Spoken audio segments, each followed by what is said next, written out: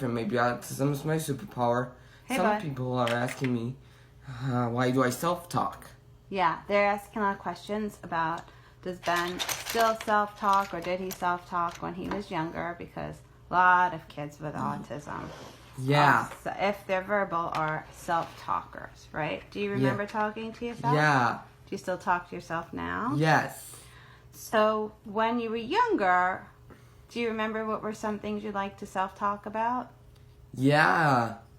Little Bear, Blue's Clues, Elmo, Ernie and Bert. Yeah, you self-talked about your TV shows quite a bit, especially that Elmo show. Which episode of the Elmo goes to the doctor. Yeah, you loved that one. And you would talk all about his doctor visit to yourself over and over again, right? And now that you're older, your self-talk has become a little more mature with topics that are for age, more about your age, and even your TV shows have changed. And what do you like to self-talk about now? The shows and movies I'm making. Movies and TV shows you want to create. And Yeah. what are your favorite TV shows? Everybody Hates Chris, The Office, Because and The King of Queens. you like funny shows, right? Mm-hmm. Yeah, you do. You like a lot of funny shows. And you also self-talk a lot about office buildings. And apartment buildings. Yeah, and real estate. And that's very interesting.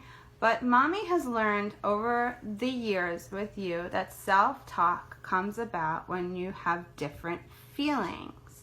What are some feelings that you have that make Happy. you... Yeah, when you're really excited. Excited. You self-talk. When you're really... Mad.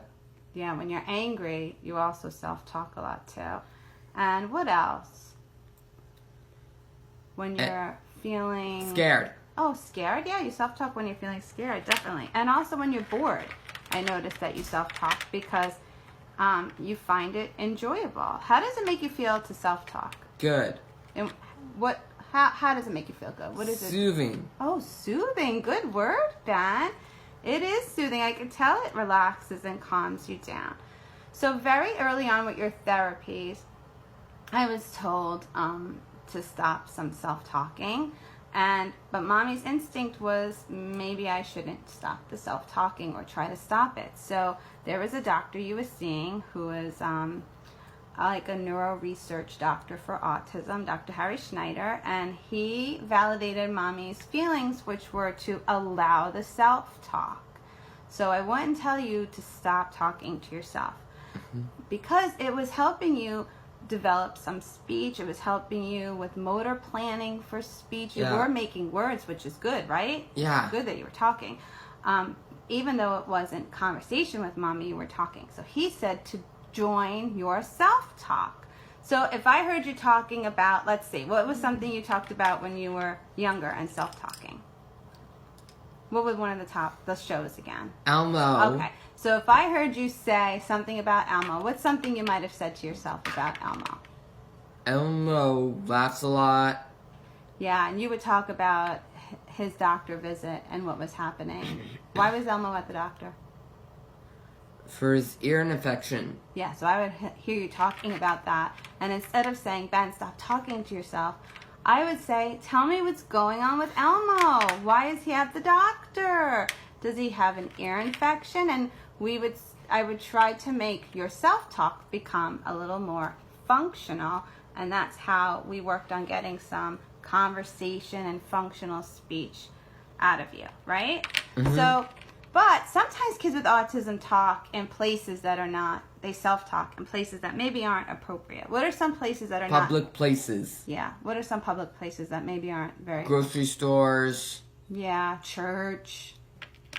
Where else can you think? Schools. Schools, the library. The library. And Mommy had to come up with some type of strategy to maybe help you not talk to yourself loudly in these places. So, do you remember what you would wear on your wrists? Wristbands. Yes.